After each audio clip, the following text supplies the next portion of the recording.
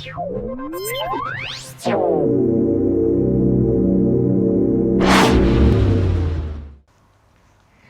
everybody and welcome to the inaugural On the Learning Couch here in Western Australia. My name is Louise Kelly and it is my absolute privilege to welcome Professor Gary Martin, Executive Director and CEO of the Australian Institute of Management, Western Australia. Thanks, Louise. It's a pleasure to be here. Thank you, Gary. Your position at the Australian Institute of Management, you've been doing the role for the last 4 years. So in that time, we've had the mining boom and there's been a lot of changes recently in the market. What are some of the things that you could predict or see that are happening with the changes in the market in learning and development for learning practitioners? So some of the big changes at the moment.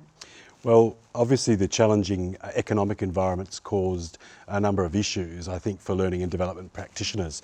For example, many of the companies that were really fostering their employees' growth or their people's growth have had to reduce learning and development across the organisation. And what that's actually meant is that for learning and development practitioners, there's also been less work as well. It's also a fact that the type of learning and development programs have changed. While it might be that there's been, in previous years, strong emphasis on leadership and management development, for example, that's tapered off a little bit. And what's important has been compliance type programs. So you see the type of training's changed along the way. It doesn't mean there's not learning and development type programs around leadership and management development, but they're more nice to have, which is actually quite ironic because during times of challenging economic times, you actually need stronger leadership and management within an organisation. It's also meant that learning and development professionals in Western Australia have had to become much more competitive in terms of their offering and have actually had to reduce the type of rate that they're working for if they're private consultants. What's happened in some organisations is in fact that there's been an increase in internal learning and development type specialists and coordination. And what that's also meant is that people who have been put into the roles are not necessarily the right people in all cases. Okay. So there are a lot of changes that have been happening. I'm obviously in learning and development and I can see some of the things from my perspective. One of the reasons I asked you along, Gary, was because your perspective is very much more an umbrella view with where you see things. So compliance is on the rise, ghastly stuff, okay. It's perhaps not on the rise, but it's something that hasn't been let go, whereas other things that might be perceived to be nice to have actually declined as learning and development budgets in organisations have been tapered back. Gary, what would be the repercussions though if businesses stop investing in the learning and development, the professional development, or the things like leadership development, team building, those kind of internal processes that build or fortify an organisation? If they stop investing in that, what would be the repercussions in a few years' time? Well, I'll just use another argument first of all. In cases of challenging economic times, a lot of organisations cut their marketing and their branding, right? And what that does is that it further pushes the business away because people aren't, or organisations aren't as known in the community. If you then switch over to learning and development and say, during challenging economic times, there should be a renewed focus on learning and development to drive productivity, to drive new strategic directions so that businesses can establish a sustainable future. Yeah, because definitely during times of change, that's the time to be innovative and the time to be grabbing chances and opportunities and things that come your way. I know during the GFC, I found that in the marketplace, people were spending money on IT training. That continued to be invested in, but they actually dropped a lot of the professional development. And then a couple of years later, there's lots of issues in the workplace with conflict and stress leave and things like that. That's what I noticed last time it happened. Have you got any insight into that? In terms of what the opportunities are for learning and development professionals at this particular time in Western Australia, there's a strong need as businesses try to reposition themselves to have learning and development practitioners who are skilled at facilitation, for example, to help organisations review their existing initiatives, to plan and then to evaluate those. So there's a lot of work around facilitation for organisations who are trying to develop a sustainable future. So that's really important type of piece of work that learning and development practitioners can engage in. So with some of the processes that you're particularly focused on at the Australian Institute of Management Western Australia, I know that you have a really thorough mentoring program that you've set up. You're a big advocate of mentoring. How do you see that as something within your repertoire in learning and development, as something that can help a business? How does that fit? Look, I'd like to comment on that a little bit later if I can, because I think the other things that learning and development professionals need to look at particularly if they're private or they're small companies, they actually need to convince organisations about the return on their investment when it comes to learning and development. And that's really important in Western Australia to get something that is a major leadership development program or a major mentoring or coaching program. It's got to be clear to the organisation that this is really going to do something for the organisation and what's the return on the investment. So if I'm spending $100,000, $200,000 on learning and development, what are the outcomes going to be? What am I going to get back? That's a really important focus. Learning and development practitioners need to move along those lines, not just to advocate a particular type of training, but also to think through and work through with an organisation what the outcomes might be. I think that's quite hard to quantify and to give evidence of, though, especially for the independent consultants. I imagine bigger businesses are able to quantify those kind of return on investments a lot better. With WA being such a geographically remote place, I believe that it's described as one of the most remote cities in the world. What are some of the things that may be done different here in WA to eastern states, seeing as, the businesses that we're dealing with, a lot are run from eastern states, or we do a lot of trade with up in Asia. So what might be some of the major differences here in WA with the way things are done? Yeah, I think the major one is that learning and development practitioners, particularly those that are involved in coordinating programs, have to be able to manage remotely, and they need systems and process to be able to manage learning and development programs remotely, because the workforce is spread. And we're not just talking about remotely in Western Australia, because many Western Australian companies have operations overseas, and that needs to be included in that remote management of learning and development programs. And there is going to be use of technology, obviously, in that. That's an important thing as we go through, so that if I'm in a training room or a session anywhere, it could be in Karrinyup that the focus is, where everyone's located. We should be able to work with Karratha at the same time, and at the same time as that, we should be able to use technology to deliver in Kuala Lumpur, so that all of the workforce is connected through information technology. And with the developments in online learning, e-learning, remote learning, what are some of the things that have materialised in the last few years that you may have followed up or been interested in, and it might be of interest to some of the people looking at today, just to get them up to date with what is possible today, because every 6 months there's completely new things on the market. I'd have to preface my comments by saying, first of all, I'm more of a fan of blended learning rather than online learning type programs. So online learning programs, I think, are good for compliance type training and factual learning and so on. But when you're talking about things like supervisory development, management development, I think educational technology enhances the outcomes of a program, but I think there's still nothing better than face-to-face type learning supported by blended learning. Now, blended learning itself is going to come with its challenges as well. We have frequently have people that or companies that want a blended learning approach because it seems the best way to operate, and it is great to be able to have people bring to a particular session knowledge and some skills and understanding, and then to work with those once you get into a face-to-face situation.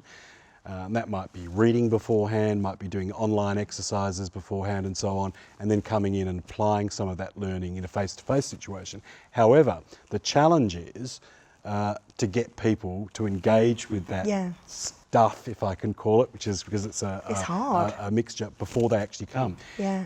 It poses a major challenge for learning and development practitioners when people come to class. Some people, or come to a session, some people have actually engaged with material before a session, and others haven't. And we see that quite regularly. So the learning and development practitioner has to be very skilled at being able to deal with multiple levels of understanding. You can't ever assume that everybody's coming to the room with the same level of understanding from the materials that they've looked at or the exercises that they Well, it's one thing online. to provide them with the materials, whether they look at it or engage with it is completely different, isn't it? And often people are hijacked into it, or they get told you're being sent on a course, and they almost see it as punishment. Well, that's right, and there's a good chance that people that have not had an individualised approach and been sent on something and they haven't necessarily agreed to it are not going to be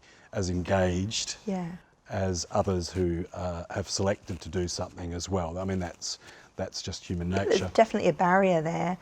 There's another issue though that comes with more the online learning and self-directed and online learning, and also blended learning approaches, is that it assumes that all learners are very self-directed. Oh, yeah, there is an assumption. And there's an assumption that people can pick up and plan their time. There's to learn, plan the content that they want, identify their own needs. Now, some people are very, very, very good at that, and other people, because of their schooling, it's been very traditional and it's been more of a spoon-fed approach. They haven't had a chance to develop skills necessarily to be a self-directed learner. Now, I guess we're talking about those older in the workforce, because schools have changed now as well and promote more self-directed approach to learning.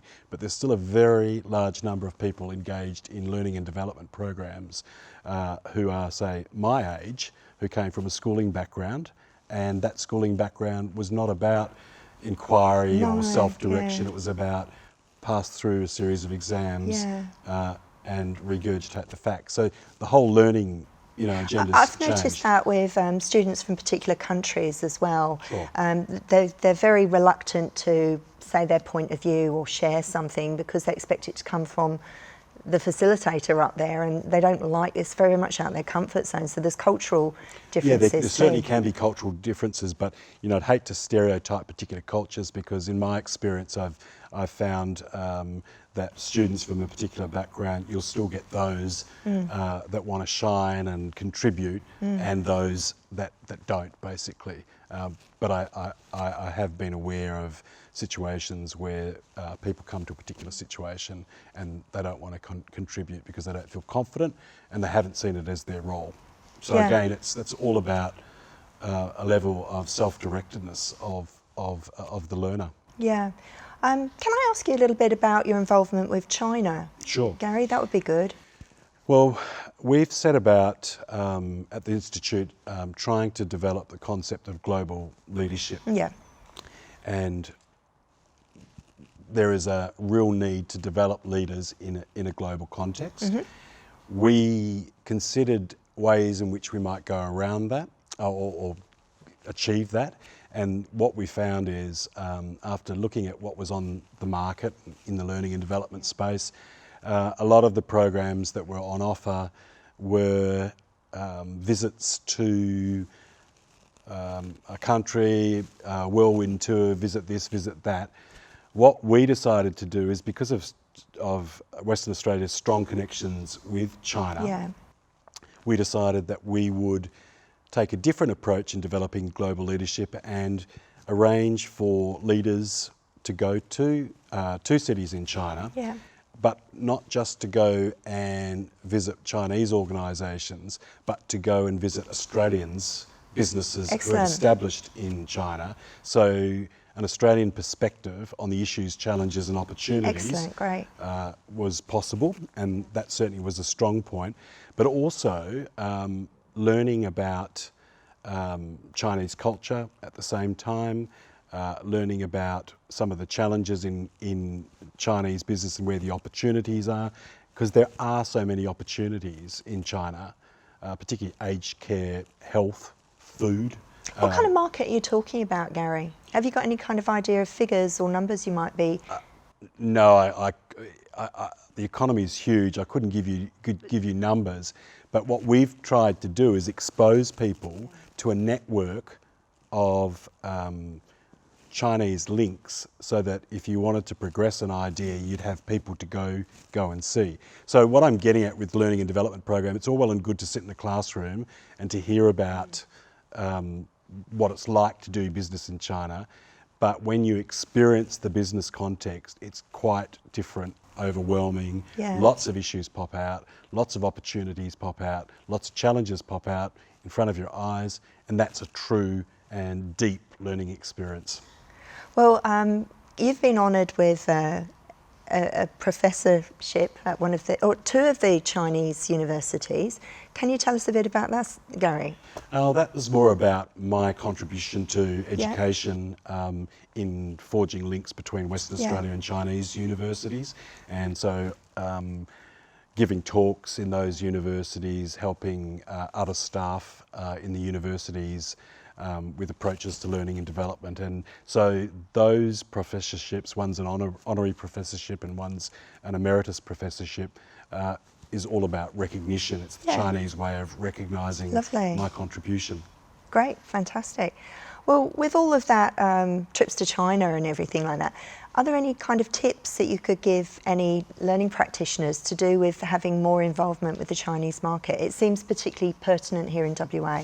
Sure. Look, there's a lot of learning and development opportunities overseas in places like China.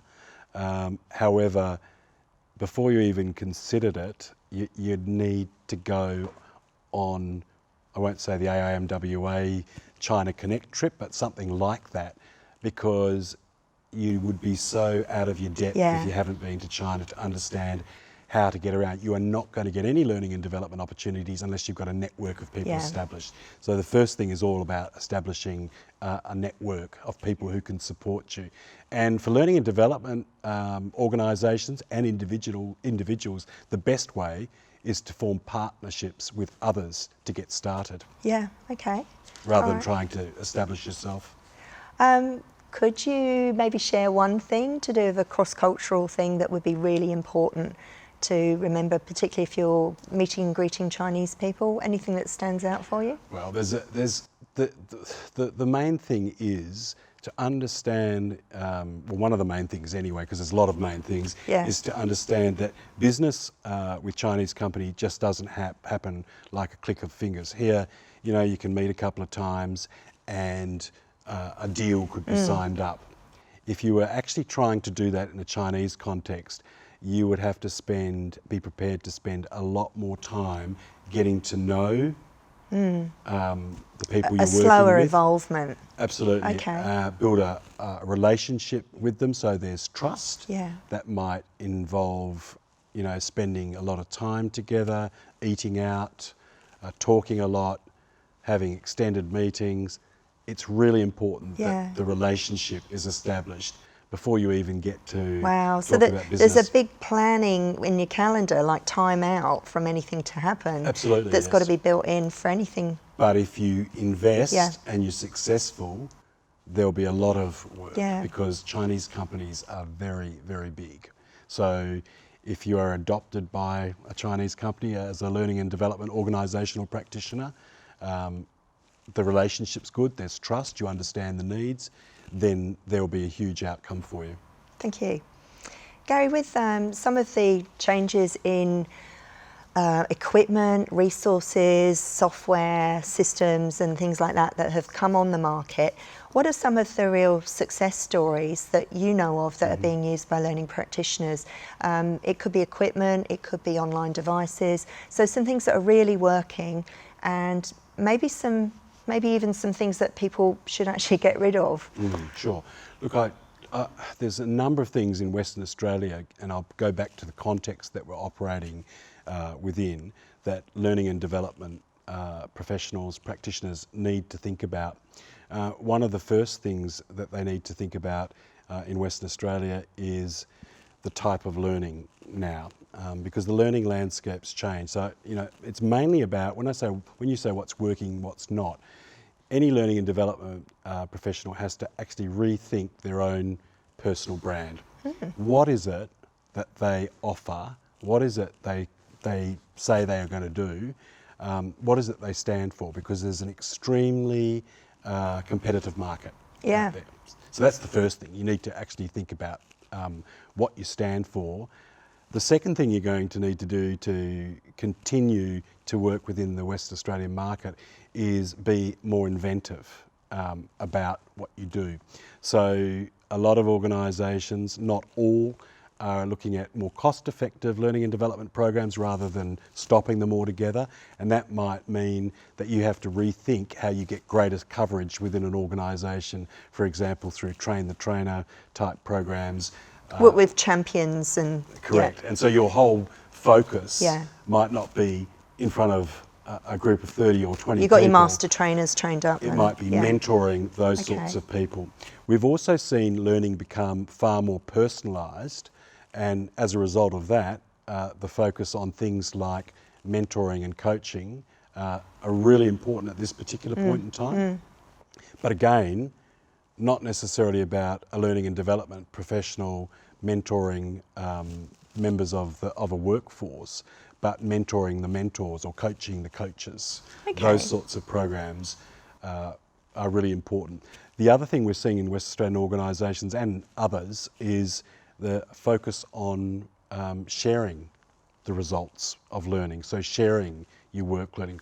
So maybe 10 years ago, you might have gone on a course of some sort, and you went on the course and you try and apply the learning, but you'd rarely share it with other members of your team. So a focus on team learning, very, very important in most West Australian organisations that are adopting that teamwork type approach. So there's a number of different things that people need to do, and there are also a number of different markets that people can go into, because while we're all about mining and mining services, or we were all about it. Or building, or construction, there are some other industries where there's a strong need for learning and development initiatives. Which industries are they? Well, if you take the state government, for example, while people say the state government have cut back on training, all right, and that's a necessity if they're trying to manage limited resources. But the state government is a huge employer still, absolutely huge employer. So training doesn't disappear overnight. Learning and development is still going to operate there, but you need to combine that with inventive ways, cost-effective ways, and strategies to be able to go into government, state government, and tender for state government projects or work on small consultancies. The important thing here for organisations, for example, that are learning and development organisations offering services, is they act now, because elections are going to slow things down. The state election coming up in the near future, I don't know exactly when, is going to slow all of that activity down as government agencies... middle of the year's always slowed down anyway. Yeah, it's worse in an election year because no new plans tend to move forward. So now's the time to act if you're interested in state government. If we then go to local government, for example, only a year or so ago we were talking about amalgamation of local government areas. Everyone was scared. And what that meant is local governments held right back on any learning and development initiatives. Now that is over, we've seen local governments try to innovate, try to do things more effectively, And there's a huge role for learning and development professionals in individual local government areas. I've never seen more work come out of local government areas, but again, cost effective, innovation, return on investment. Yeah, the return on investment is a big thing. All those things are very I important. love that idea with the team learning, you know, not just sending people on a course, but actually asking them to then share it back in the workplace with their teammates. I see that as a very collaborative team building exercise. So how does your approach to learning and development actually allow for that, or if you're running a program in an organisation or for an organisation, how do you build those things in is one of the questions, or a couple of the questions that people need to ask. The other industries though, if you think about it, what's growing? Healthcare. Oh. People are always going to need hospitals. Yeah. They're always going to need medical treatment. There's a whole range of opportunities in that sector. Yeah. And then there's aged care as well, because aged care is also growing and blossoming. So there's training opportunities or learning and development opportunities there as well. You suggested trying to be a specialist more in these areas or getting your name known. Have you got one last tip before we wrap up for any learning practitioners out there looking at this? Look, I think what I said about rethink your own personal brand. What do you stand for? What can you do? How can you do it? And why can you do it? Are questions that all learning and development practitioners should be asking themselves as the market softens. All right.